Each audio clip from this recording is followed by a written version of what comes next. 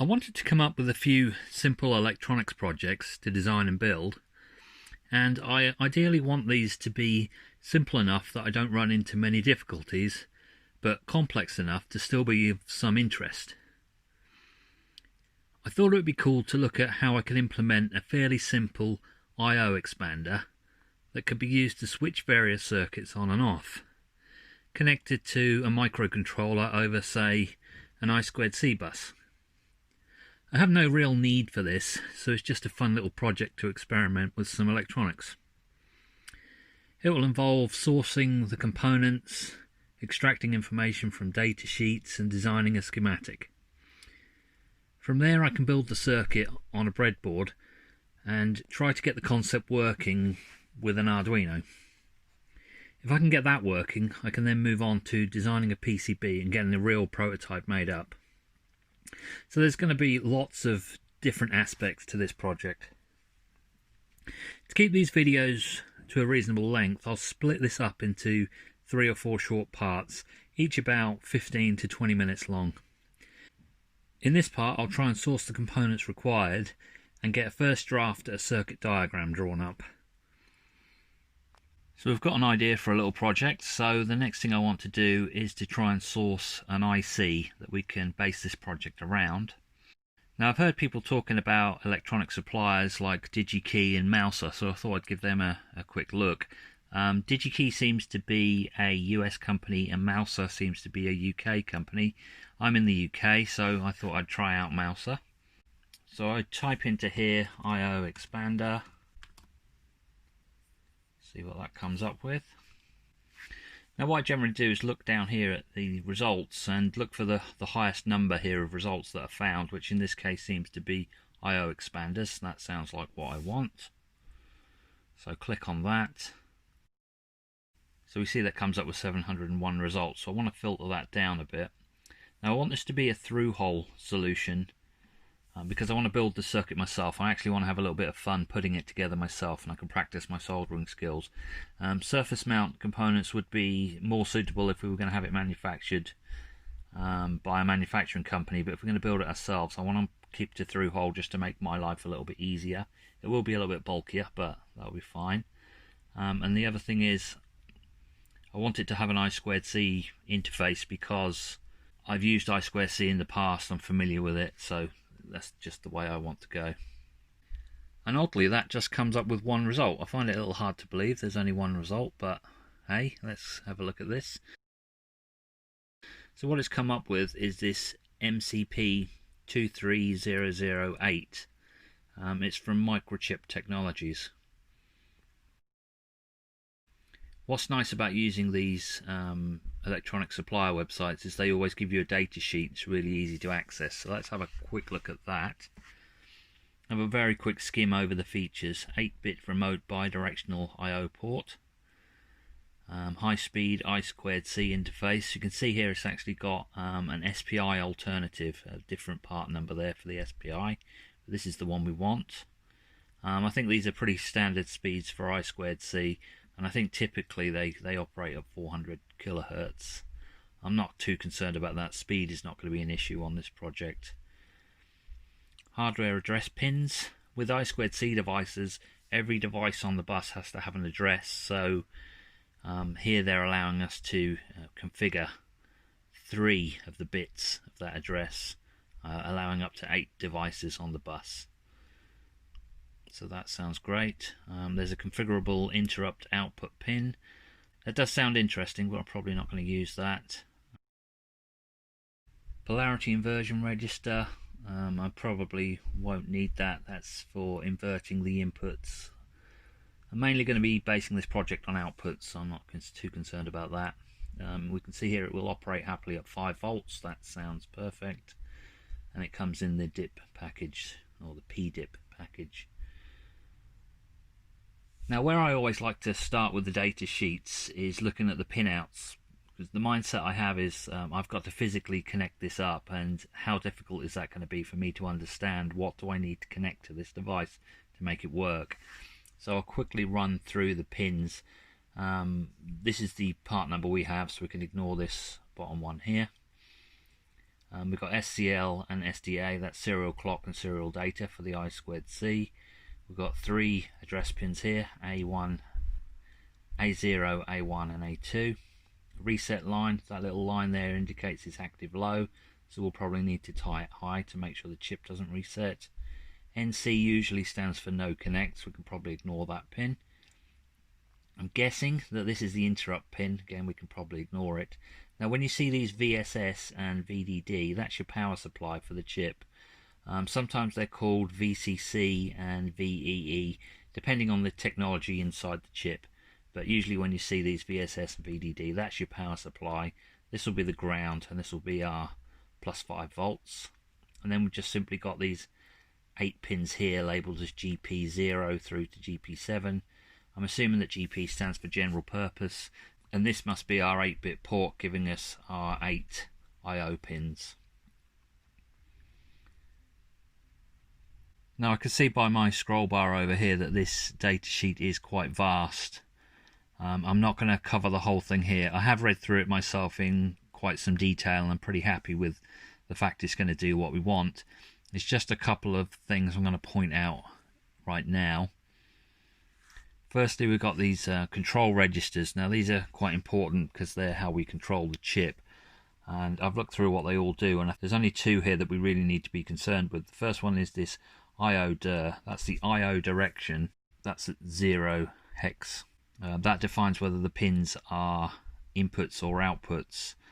These are 8-bit registers, so there's 8 bits in this register, and they correspond to the 8 ports. So we can configure them as either inputs or outputs by defining 1s and 0s in this register. The only other register I think we're interested in is the GPIO register at 09 hex. We can just read and write to this to read or write to the output pins. The only other thing I think is worth mentioning right now is the maximum ratings on the pins. So if I scroll right down and try and find that, it's quite a long way towards the bottom.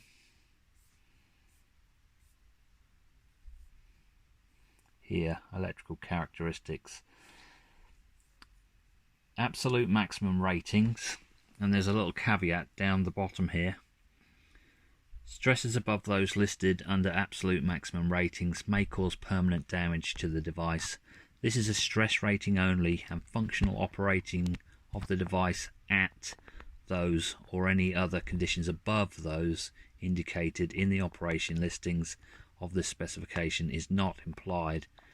And then the important bit is here: exposure to maximum rating conditions for extended periods may affect device reliability. So what they're really saying there is, although they've defined some maximum ratings, if you operate at those maximums for extended periods of time, they're not going to guarantee how reliable this device is going to be. So we don't want to be going anywhere near these numbers. We want to be operating well below these numbers. The main thing I'm interested in is these 2 at the bottom here: maximum output current sunk by any output pin and maximum output current sourced by any output pin. And they're both rated at 25 milliamps. So basically 25 milliamps maximum into or out of these pins. Now you can't just operate all the pins at 25 milliamps because all of that current has to come from somewhere or go to somewhere.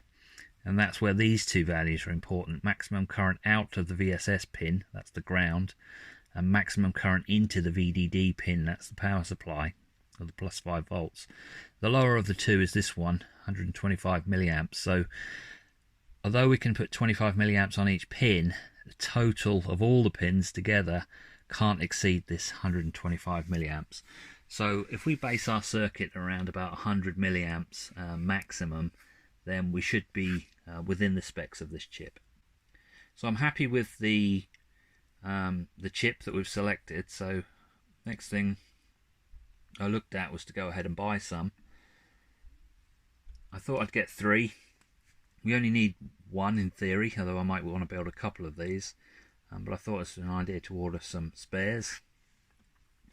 We can buy them individually. We've got the option to buy just 1 at a time. 83 pence each. I think there's possibly some tax to go on that, but Let's see what that does. Now it's actually come up as £2.49 for the 3 parts, which seems reasonable, but the problem I've got here is it's decided to use FedEx International Priority for the shipping at £12, bringing us to a total of £14.49. Now the reason I chose Mouser was because it was a UK company and I'm based in the UK. I wasn't really expecting to be paying £12 delivery. So there are some more options in here, but when you look in here, the only other options are UPS Worldwide Express Saver and DHL International Express. Now they just seem a bit overkill. I'm in the UK. So I'm probably not going to be buying them from Mouser. I took a quick look at DigiKey and LCSC from China, and the story there is much the same. The shipping prices are very similar.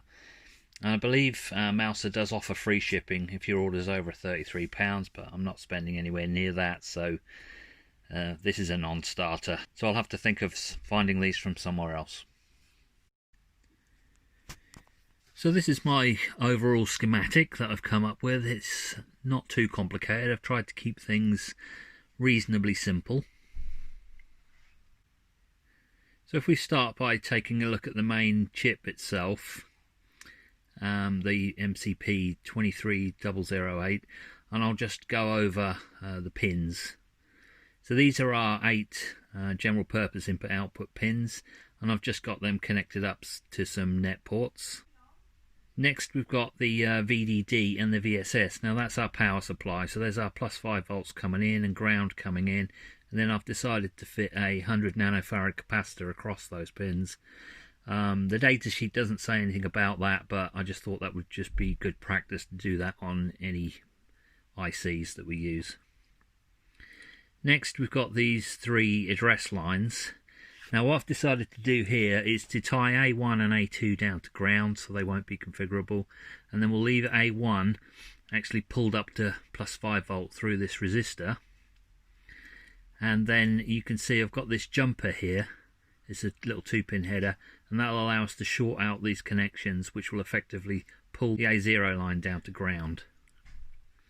So that will allow us to put 2 of these chips, or 2 of these slave devices, onto the I2C bus.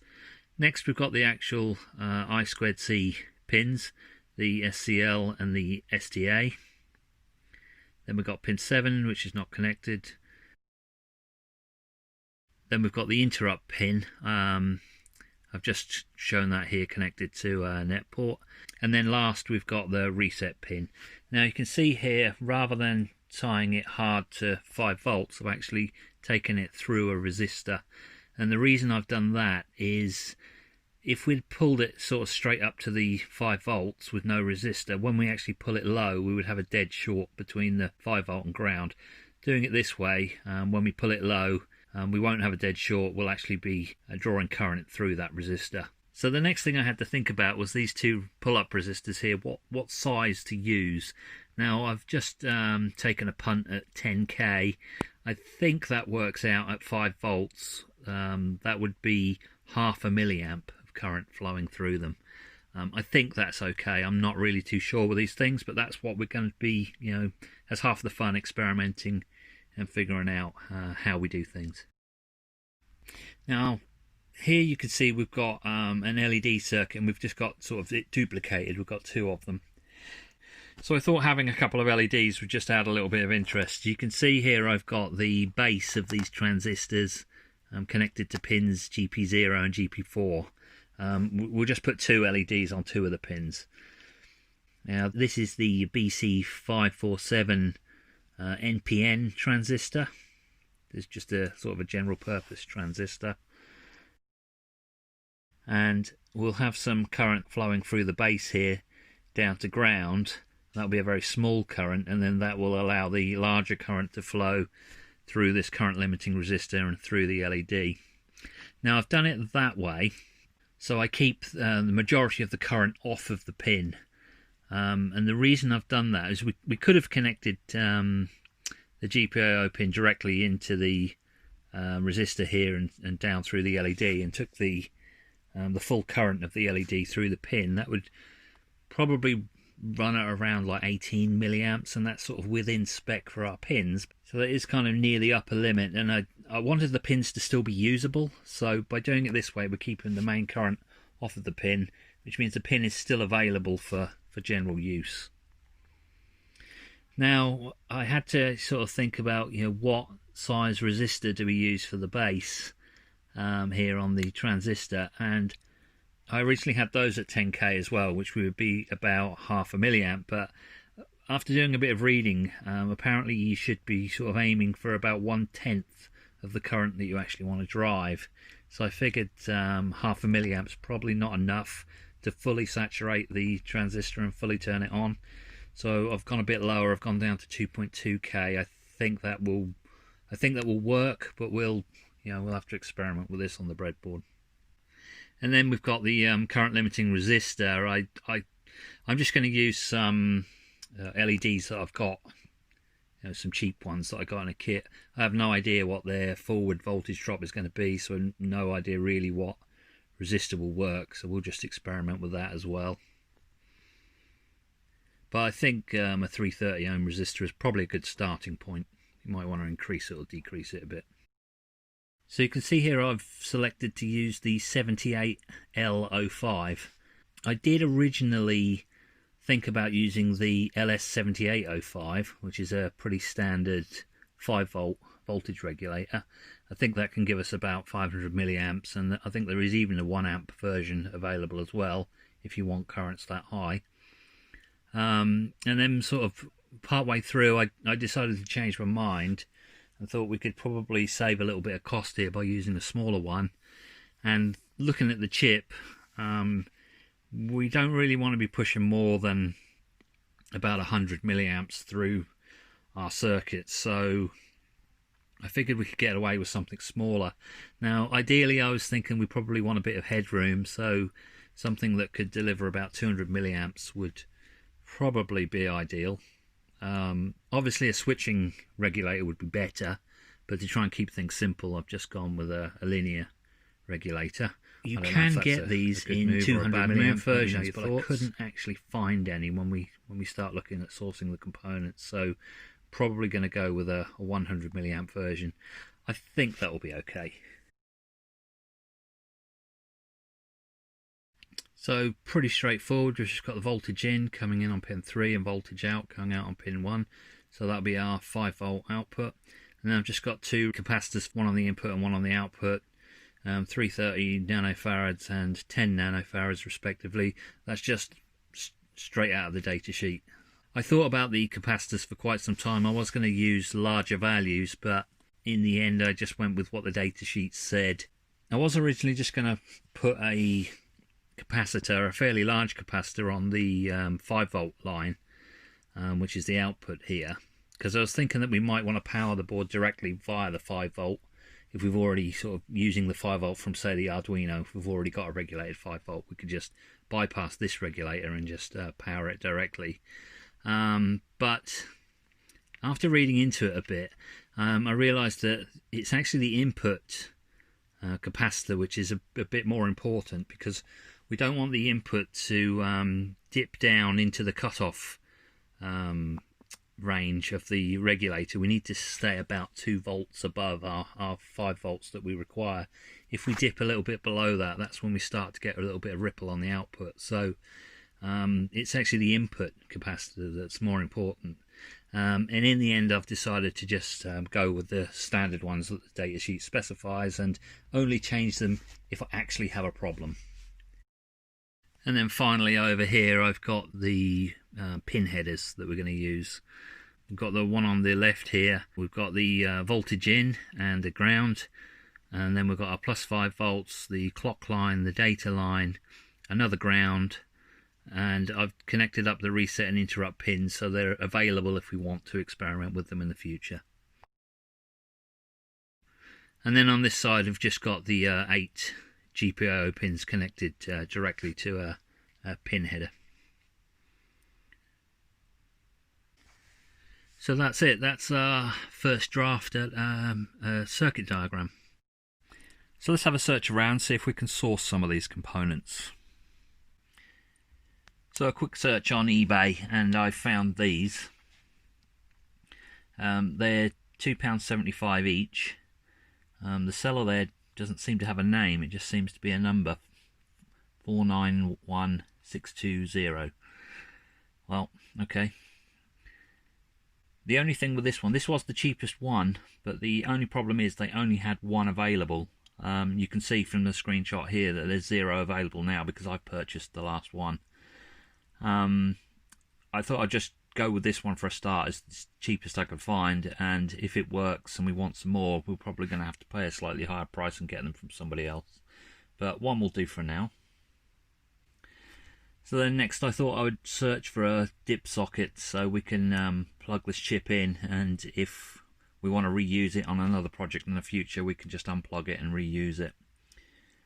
So I'll buy a few of these. We might need them for future projects, so I might as well order a few. They're from a seller called MC Manager, and they're at a price of £1.99 each. So we'll get some of those. So this is the 78L05 voltage regulator. Comes from a supplier called Bright Components. £1.49 each seems reasonable. We actually get 10 of these for that price, so they are super cheap. And we do have to pay postage on this one, £1.29p, but that's reasonable, so I'll get some of those ordered. So next up we're going to take a look at some capacitors. These are the 10 nanofarad capacitors as per the data sheet on the voltage regulator. These are coming from a supplier called Quanon UK. I don't know how you pronounce that. Anyway, we've got the price of £2.49 and we get 10 of those. Free delivery, so I'll get those ordered. And then finally we've got the 330 nanofarad capacitor. Price of £2.49 here. Come from the same supplier. I deliberately bought them from the same supplier. The reason I chose this supplier is these look a little bit more reputable than some of the other ones. They actually give you the correct part number so you can look up the data sheet. So I feel a little bit more like we're actually getting a genuine component rather than just some cheap rubbish. I don't think it really would have made any difference, but these actually have the exact same part number that I found on the LCSC website when we were designing the circuit. So I'm sure any capacitor at 330 nanofarads would be fine, but I just sort of went with these, thought they might be a slightly little bit better quality.